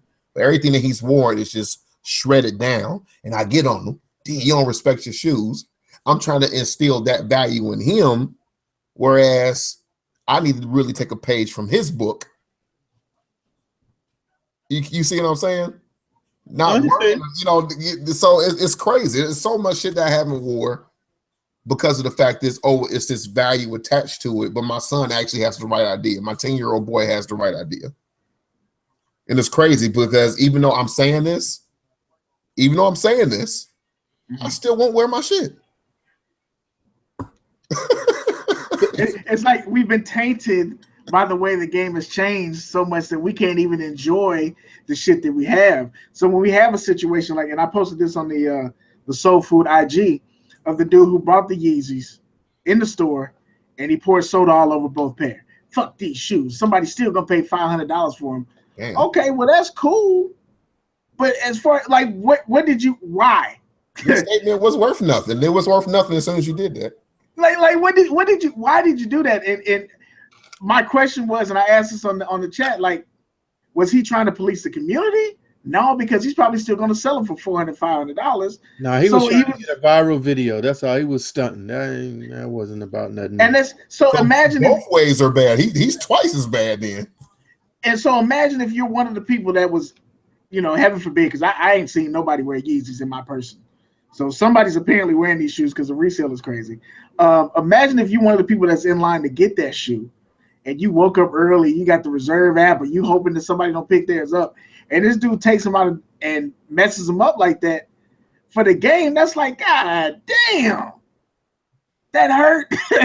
That hurt. If that's your shoe, that hurt. If somebody would have did that shit for the All-Star one is a shoe that keeps eluding me. If somebody did that to the All-Star ones, I'd be like, motherfucker, you could have just let me buy the damn shoe. That kind of stuff needs to be policed instead of sharing it. Because I've seen people eating the goddamn cereal out the shoes. And like, what are y'all doing? Like, for me, that's one of the things, trying to devalue the shoe to make a point. I don't understand that. If just like the same with YouTube. If you don't like the video, just click off. Why do you have the thumbs down and then talk shit to the person that made the video? Because that's what they think policing is, but it's not. So what is policing? It's a tough question. It could be a number of things. I think policing, when I really, because we kind of got into it when we was talking about the topic during the pre-show or whatever. I could see it in your face. OG was like, man, come on, man. You gave me that look, I was like, come on, man. But policing is within ourselves. Policing is within ourselves, and if we see some crazy stuff, we may speak on it, we may not, but it's really within ourselves. What are we going to do to set the example? You know what I mean? Because other than that, I don't know what else to do besides just look at myself and say, hey, this is what I'm going to do. This is the energy I'm going to bring to the sneaker culture, and then move on with it. Because obviously, man, these kids, the way it's going, they in the wild, wild west. We still need to get people that's going to be like, you know what? I fucks with that. I fucks with OG. I fucks with Beer Jedi. You know what I'm saying? Because I feel like, by us being us, we're going to have some people that's going to, follow the movement. But, a lot of them we're not. So we got to kind of police ourselves almost, and then try to set that example. That's what I got from from the topic. That's all I wanted you to say, bro. We can go home now. Let me just click everything. No, I mean, real talk. When I was watching that episode that I was talking about, I remember having a conversation about, when we had the young sneakerhead, old sneakerhead, and also some other conversations about, kind of bridging the gap between the two communities. And I mean, I just remember, and I think I said this the other night when we were talking about in the pre-show, it was like when you was in the neighborhood, it was somebody on your block or that would go to the corner store. If you was doing something that you knew you wasn't supposed to do, they was calling you out about it. Now, that didn't always mean that you stopped, but a lot of times it stopped you from doing stuff that you ain't have no business doing because somebody called you on it. But we can't call each other or say nothing, because if we call, now we hating. If we can't just say, look, y'all can have a conversation, but y'all don't never need to record what you just recorded and show that shit ever again, because that was just ridiculous. And for people who don't understand, all they got was confusion. They got no message, no nothing, zero value. And if I say that, I can't just be good because that's my opinion, and maybe because I'm a little bit older, it puts a little bit more. You put some respect on what I said, and you at least say yes, sir. And then when you walk around the corner, be like, man, fuck that old dude. Because someday you're gonna be that old dude. Yep. And you're going to want somebody to take into consideration the truth you're trying to drop for them. And I feel like I don't want it to be all doom and gloom. So one of the places that I've seen police themselves pretty frequently is in sneaker lines. Like, you remember before, back in the day, somebody would jump in there and do this and do that and skip line. That shit don't ride no more. That shit don't, and it don't matter. You know what I'm saying? Some people will show up, where's the line? And everybody will tell them where the line is. Dude in the front will tell them where the line is. I'm going to tell you, even squares, man, I've had it to where thug cats came in like, nah, this is me. These squares like, nah, bro. Nah, this ain't you. And I was like, no, okay. I'm telling you, bro. The squares even say, "Nah, this ain't you," and they get back in that line. It don't work like that no more. And I think that's dope. Like it's really weird because that's the one place that you always see that one video where it's breaking down and somebody's tearing up a door. But when you're in the line, hey man, everybody is on edge. Everybody's like, I gotta get these shoes. I possibly got another pair I gotta pick up. I got all this money in my pocket. You're on edge, but there's no feeling of disorder in that motherfucker. At least where I've been. There's no feeling of disorder. Everybody knows where you're supposed to be at. Even at places that allow the people without tickets to line up the same time as people with tickets, there's separate lines and everybody knows where it's at. You got your ticket now. Hey, bro, the non-ticket line is over there, man. It's not even a problem. You don't see most people acting out. I saw videos of people with satins and people was trying to jump in line and shit. A lot of people was like, nah, bro, take your ass to the back. And what did they do? They took their ass to the back. So it's interesting. We do police ourselves to a certain point.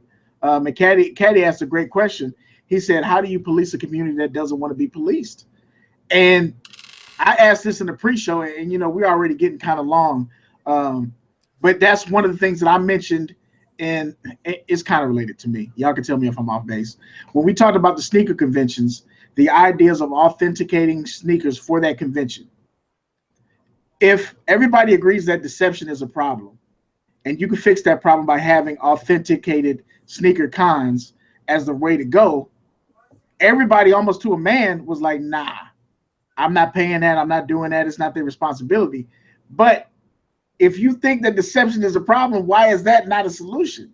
It's interesting to me that we're down with being policed to a certain point.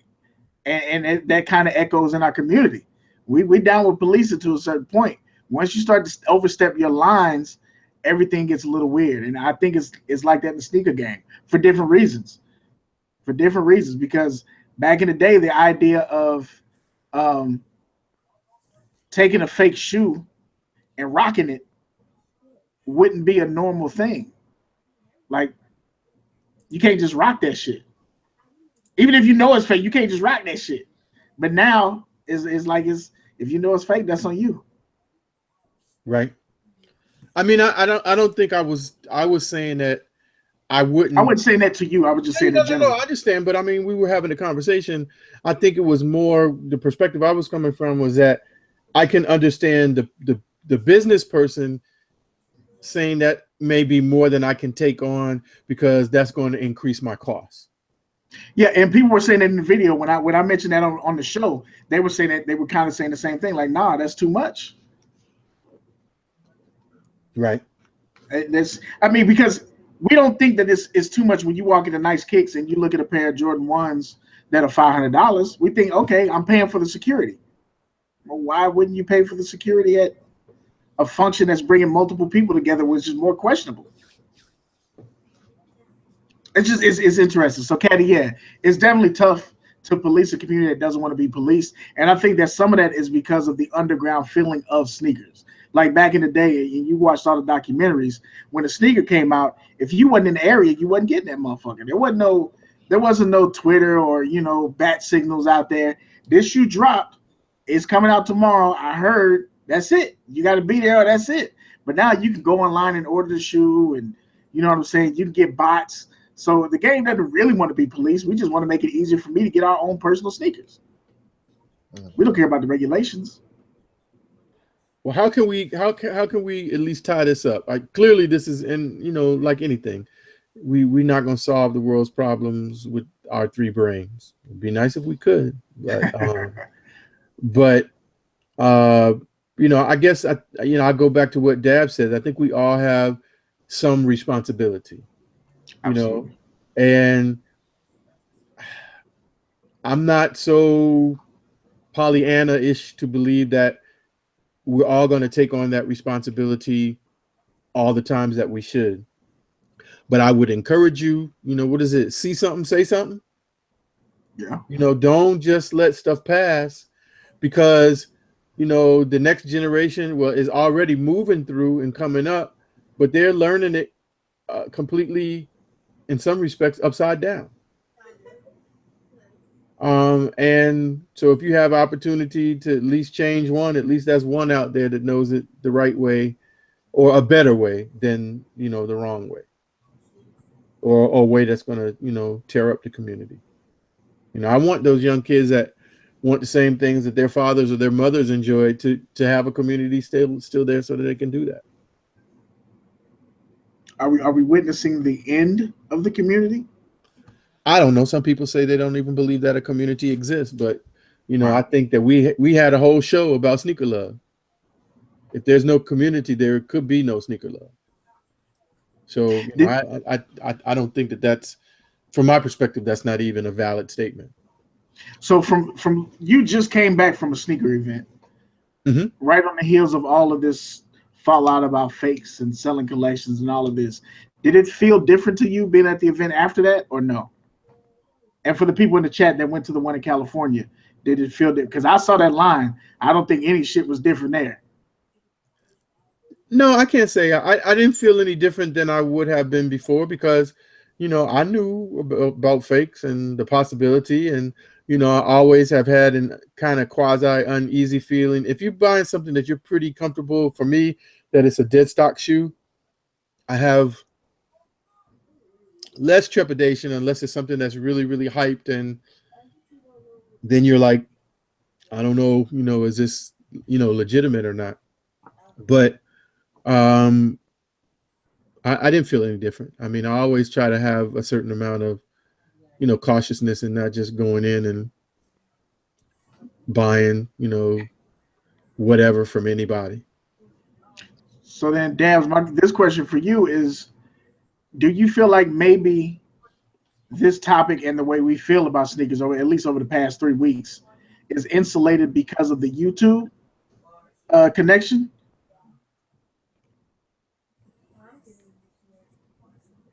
Come on, just say it. I wanted to really speak on more what Beer Jedi was saying, but yeah, I would say so. I would say No, so. you want to speak on what you want to speak to what OG said? Please do. I'm scared to death of buying a sneaker now. That's not retail.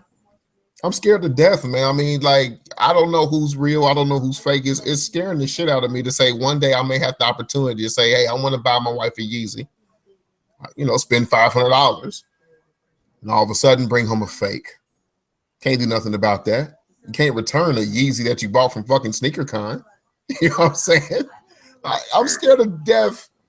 I'm scared to death to buy a Yeezy right now, and I want to get my wife one. I really do. So it feels like, you know, as far as the policing goes, you almost, because we've seen people do the GOAT app, we've seen people do StockX, and apparently allegedly still got some shoes that were questionable or fake. As far as, like, if you're trying to go through the proper channels, the only way to get this shit is from the big box.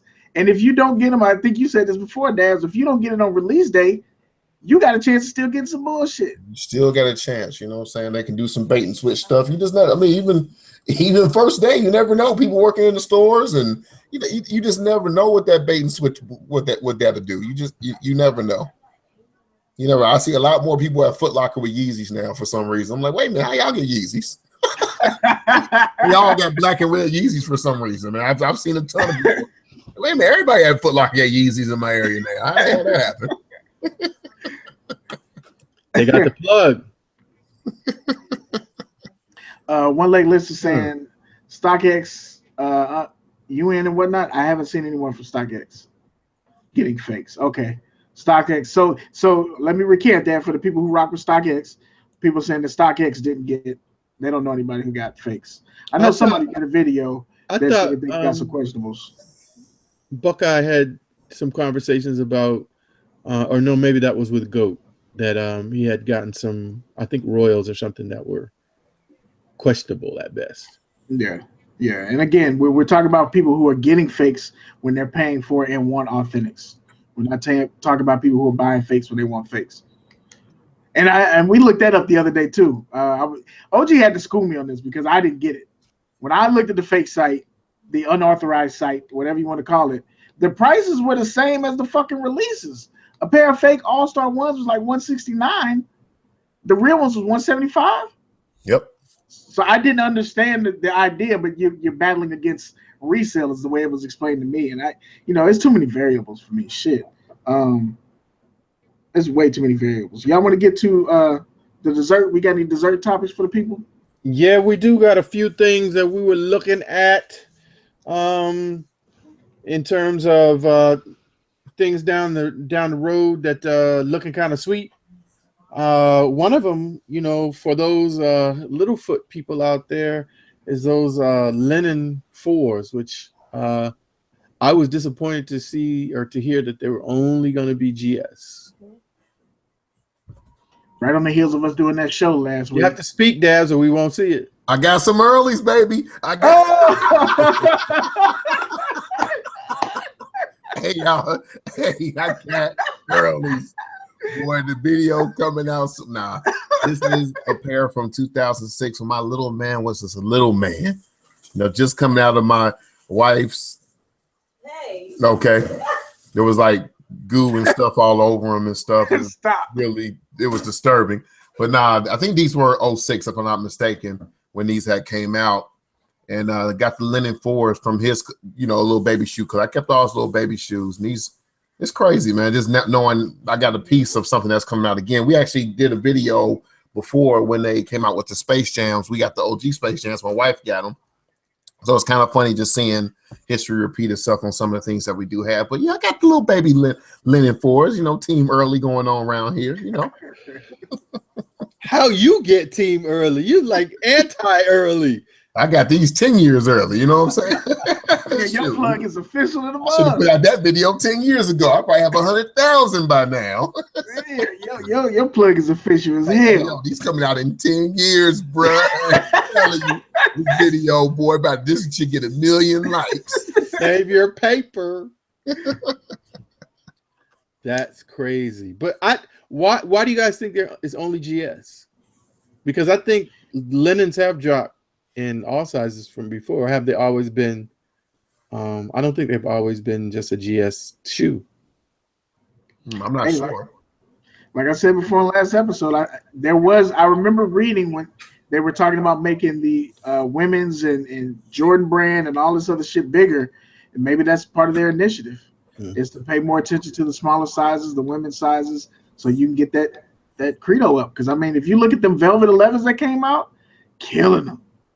That was killing them. That's a dope. The linen's coming back, killing them. They got a linen 1 coming out, killing them. So maybe they're making that move. We saw we posted on our IG. They got those 11 lows coming out, and they got those other ones coming out. So killing them. So Polo says that Polos and Jay says that they were women's sizes up to a women's 13. So maybe they are keeping it OG. Yes.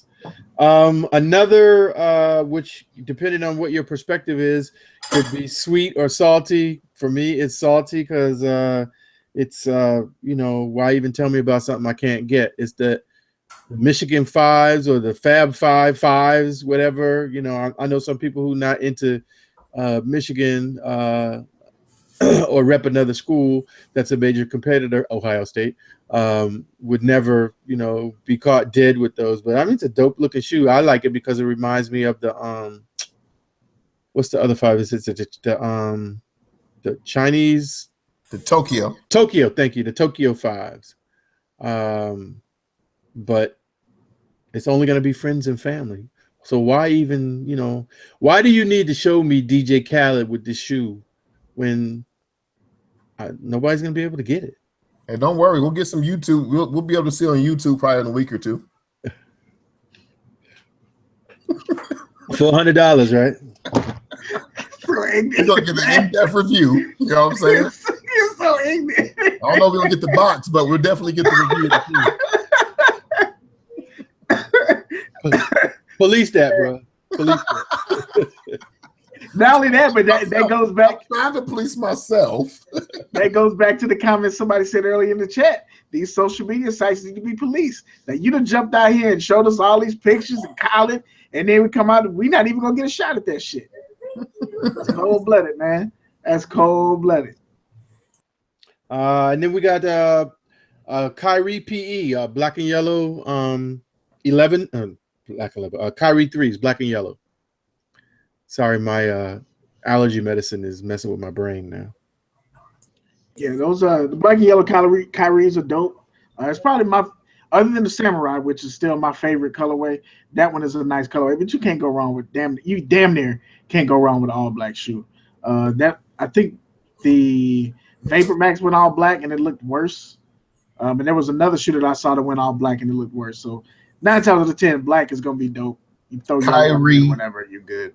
Kyrie 3 is a failure. I do like the colorway.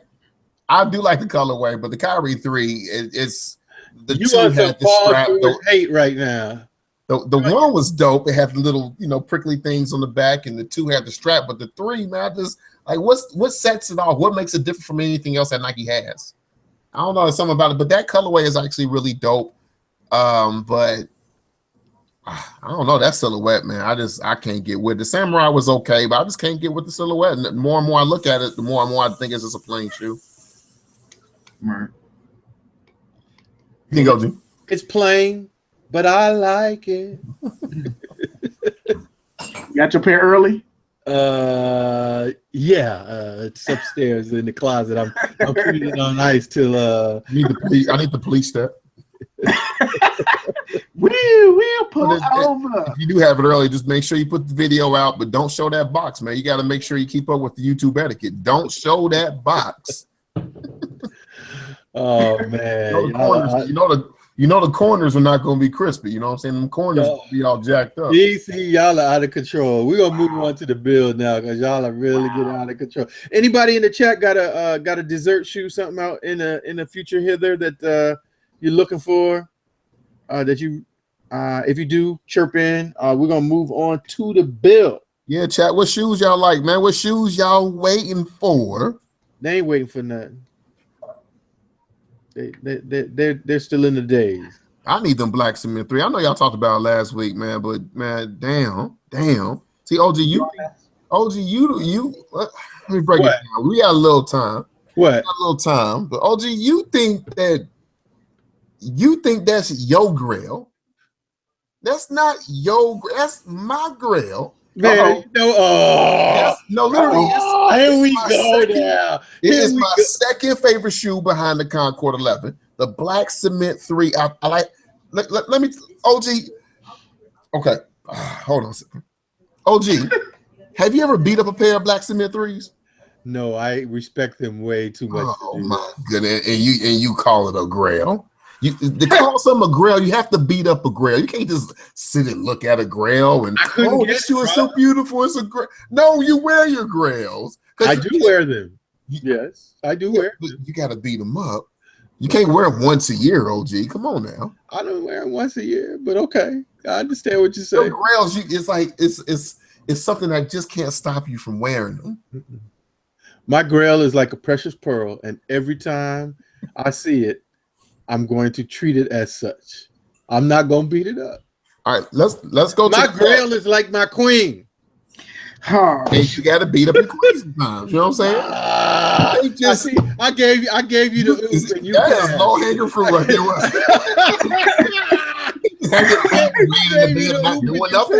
You got to beat it up sometimes, OG.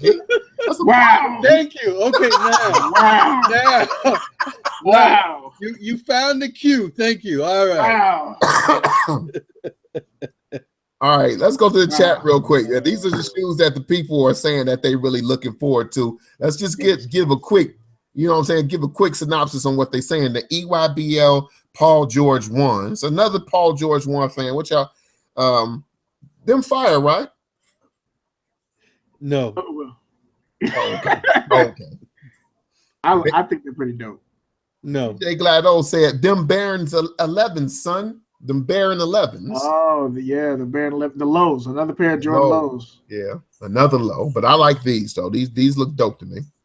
Yeah. Red Sway 5s. The hype has died down a lot on those, or is it just me? Like, have they hit us with so much sway that people are like, "All right, I'm cool," or is it just the quiet before the storm?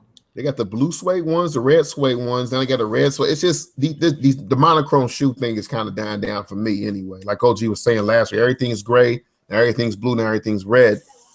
So the gold it says, and the gold 97s. We talking about the Air Max 97s? TJ, what you talking about, man? The gold 97s. Chutney 13s. Yeah, that's an easy one. Absolutely. Give me a hard one. That's what she said. I lost my point. The gray 8s, yes, V kicks. The gray 8s are something that we're definitely looking forward to, no doubt. The mellow 11s, what y'all think about them? I seen the pic. Well, I don't know if that was a real pic. It wasn't a real picture. The red with the blue sole. Yeah, icy blue. Yeah, I know. My 11 love is pretty much dead now. Them getting caught though, right? They still don't get caught, right? So right now, what I'm saying today is no.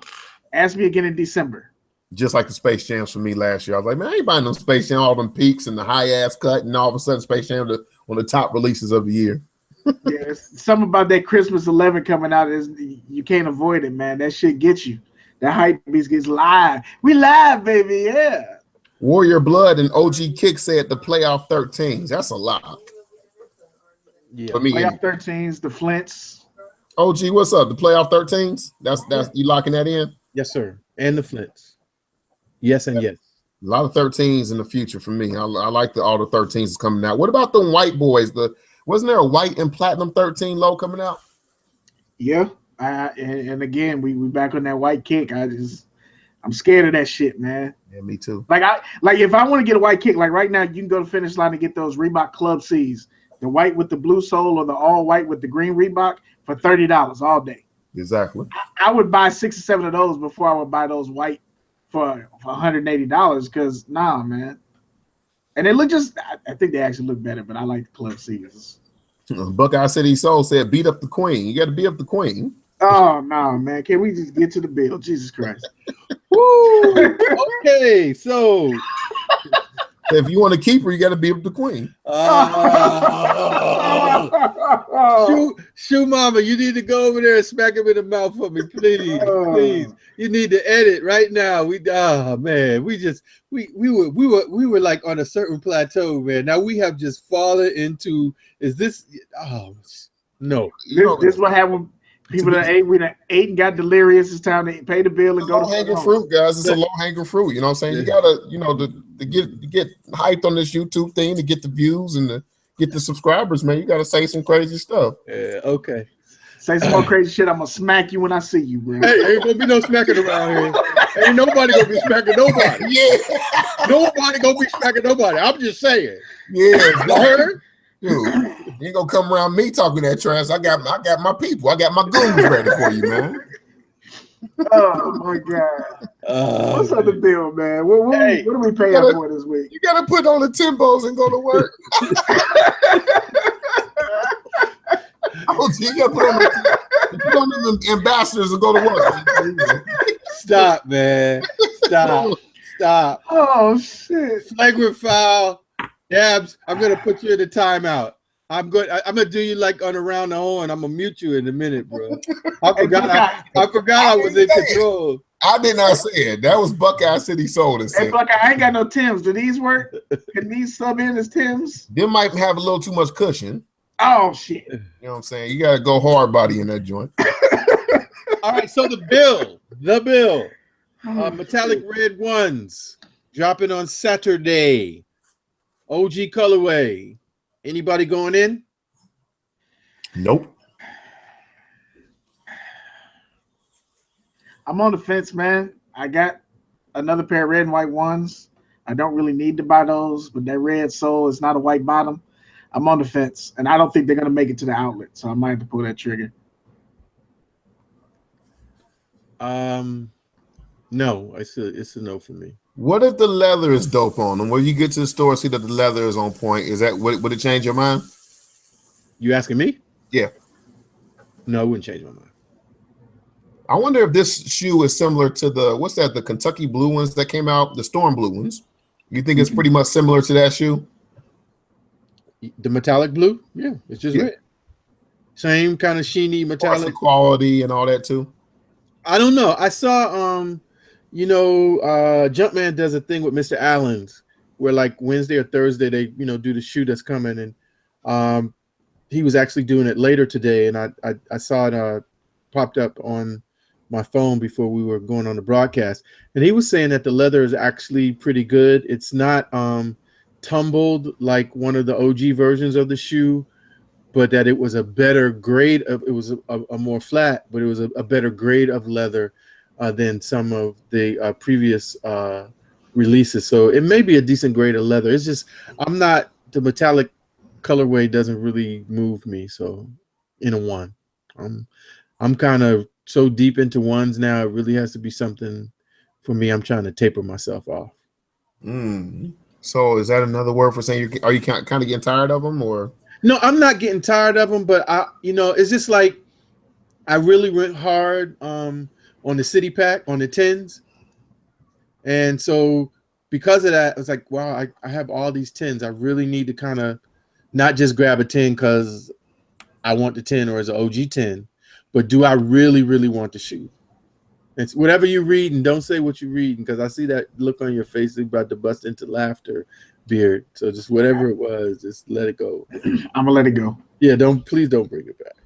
I'm not, because then we'll be here till 10:30. Oh, shit. Them ones do look. That's one thing I want to say. I guess I need to say pause. Them ones look really long and all white, like without the differentiation on the sole or anything like that. Like just the solid white shoe, it looks like a clown shoe.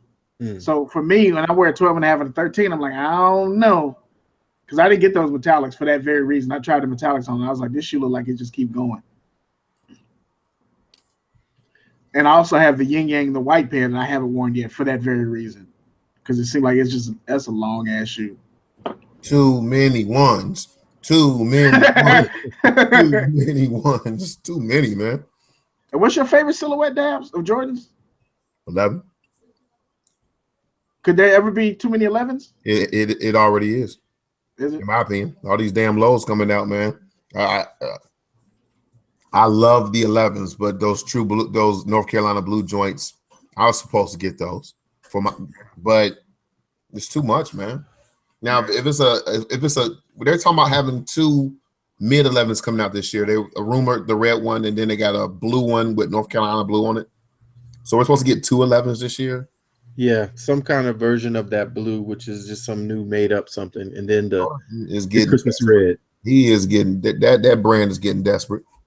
I'm telling you, and I don't even. It's an easy fix. Just stop making so many damn shoes. So we want to jump in the chat a little bit, but let me get this last out of the bill. The flip the switch pack. For me, the only 2 in there that I'm interested in is the reluctantly Paul George and the Kyrie. I'm not on the KD at all, and the LeBron, no. I'm going to go to the mall tomorrow and take a look at those LeBrons in person. It's a good looking shoe, especially in that red, but I don't know that you can wear that shoe casually. And I'm not paying, what is it, 185 for that shoe? Yeah, 185, 175, something like that. I don't know if I'm paying 185 for a gym shoe. Personally, that's just me, because that's all I wear. So I'm gonna check them out. But as far as the flip the switch goes, then Paul George's look dope. That LeBron is not bad. I'm interested to see if that can be pulled off casually, though. What about you, Babs? My turn. Yeah. I still need to. I'm a little embarrassed because I still need to go back and grab that LeBron with the Tiffany little green in there. Even though I got what was the one that came out like 2 weeks ago? I can't remember the name. Atmos, Paul George or whatever. Yeah. So I need to go back and get those, but I'm kind of in a dilemma because I already got the all black ones, the original ones that had came out. But these flip the switch joints is just crazy. They finally came with a different color strap, which I like. So and then they kind of got that iridescent look. I hope it is once I pick them up in hand, but it got that iridescent look to the midsole. So yeah, I'll be up on Friday morning going to pick them joints up for sure. That's what's up. I might even do a video. Oh shit! You do videos? You do videos? No, I sure don't. Yeah, somebody in the chat already asked about if we let you off the hook for doing the channel. And no, we didn't let her off the hook. We actually made it more difficult, in my opinion, by saying you don't even have to do a channel. You got a channel now. You ain't got to do nothing but make the content. So now what's the excuse, bruh, man? Absolute Styles be on me every week about this shit. So, You know what? I can't wait for me to do a LeVar Ball. You know what I'm saying? When y'all all this hype, and once I get in the league, I'm gonna flop like a motherfucker. It's all y'all fault. come It's on, all man. y'all fault. We waiting. Matter of fact, that first non-Soul Food broadcast video on the Soul Food Sneaker Talk channel need to be Professor Jedi Speaks. I'm gonna go ahead and just do a lace tutorial. I know y'all want to see these fat laces, bar lacing. I'm just gonna go ahead and drop that bar lace video. I'm gonna go ahead and drop that bar lace video real quick for the subs. Come on, subs that ain't here. All right. So what they talk about in the chat, man? Hey, Chad, I want to give you a golden nugget. And when this, I'm a future teller. I can read the future, but I think Lonzo Ball was the next Sean Livingston. What y'all think about that, chat? Lonzo Ball is the next Sean Livingston, or a taller Brandon Jennings. What y'all think about that? Are we considering Livingston a flop? He's a bum? I think he's gonna flop. His shooting mechanics are very strange. But Livingston's played for what, 16 years or something crazy? Yeah. Because he came out early, then he went overseas and came back. Livingston has had a great career, but he's not a superstar. Lonzo Ball, to me, they're pushing him. He'll probably be number 2 pick. They're pushing him like he's the next big great thing. But the number 1 pick, Markelle Fultz, from I think Washington, he's getting no burn whatsoever. His daddy's building him up. That's one thing I can say his dad has done too, to build him up, to kind of boost him up a little bit. But I think he's gonna tumble, man. I just got a bad feeling he's gonna tumble down. I hope not, man. I want us to all be great.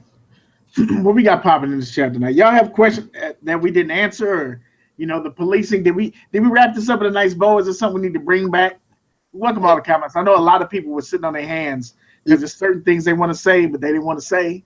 Let me say, if there's anybody in this chat that is not subbed to 804 King of Foams and J's, go do it after the show is over. Show that brother some love. He has some milestones that he's trying to hit and some things that he's trying to do. So please, after this chat, if you are not subbed to 804 King of Foam and J's, please do that. Do that for the family. Hey, Kang, stay up out the medium section when you go into City Trends. Ain't nobody wearing no mediums, man. Every time he go in there and look at medium ass shirts, I'll be mad because they got some dope shirts. Hey, get that damn medium out of here, man. Jamie White. Oh, I didn't see you sneak in. What's up, Jamie White? Yeah, she snuck in the side door or the back door, one of those. And we will. Can we let the people know? Can we let the people know we will be putting other videos on the channel? There will be other stuff, but we appreciate y'all for subbing and following us over here. We know it was late notice for the people that are just coming in now. We plan to use this channel to do some other stuff as well. Yeah, we were trying to make sure that it wouldn't be that it would be easier. So transition is difficult sometimes, but hopefully in the long run it will be good. Man, y'all are awfully quiet over there. You know there's leather on the inside of this joint, don't you? OG. Leather inside of what? Oh, the chocolates? Leather on the interior of these bad boys too. Man, stop. Look, stop. It's leather. Stop, man. So soft. Stop. You wrong for that. Stop. Man, the shoe is dope. I'll send them to you. I did just kiss them, so you'll have a little dab juice on there, but you know what I'm saying? You can easily get that off with crap. Hey man, you know what? I'm fiending for a piece. When we sign out, can we get a Shoe Mama piece? Yeah, I'm gonna see what she's doing. Yeah. Okay. Thank you. It's about that time anyway, right? Yeah. I think it is. So again, this topic is a lot to grasp, but I'm sure we'll be back. Hopefully y'all enjoyed it. I can tell by the chat y'all enjoyed it. A lot of stuff y'all wanted to say. Don't be scared. Look, if you're in the chat and there's stuff you want to say, it's the best place to say it because this chat doesn't follow. So say it, go in, and then it disappears, and no one ever knows you said it except for the millions of people in the chat. So say what you got to say. But I appreciate y'all for rocking with us once again on the SoleFood SneakerTalk podcast. We appreciate y'all for rocking with us. I'm your man, Beer Jedi, a.k.a. the Black Alex P. Keaton, a.k.a. Kick Ross, a.k.a. Shupak Shakur, a.k.a. Notorious KIX, a.k.a. Jack Swagless, and once again, a.k.a. the fat lace that runs the place. We'll holler at y'all next week. Jeez, so Pete. Buckeye, Canon, mirrorless, M5. Dope little camera. Really like it. I saw your question. We're gonna let the sneaker family sign us out in the end, but so y'all know the deal. It's your boy OGSneekerz wishing you total sneaker family. Thank you for coming by for the new place. We hope you like it. We hope you bring your chair and your cot and your sofa next time so we can have the whole family filling up the place. But we'll see you next time. Holla. All right, and just signing out from the dabs, and I'm gonna give Shoe Mama to give us a little bit of her customary piece, and we're gonna peace on out. Hopefully, we'll be making videos soon. But I showed y'all everything. I showed you everything. So what more you need to see now? We're gonna be coming back soon, family. Just taking a little bit of a hiatus because if you don't got Scoop 208 in your title, then you ain't shit. Why? All right, guys, we're out. Peace. Peace.